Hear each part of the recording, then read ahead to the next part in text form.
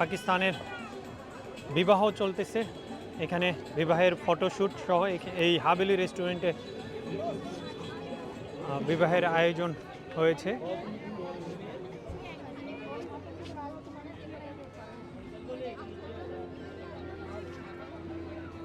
এটা এমনিই পরিপূর্ণ থাকে। আজকে তার মধ্যে শুক্রবার, ফ্রাইডে, আর এর মধ্যে হচ্ছে আজকে বিয়ের আয়োজন চলছে।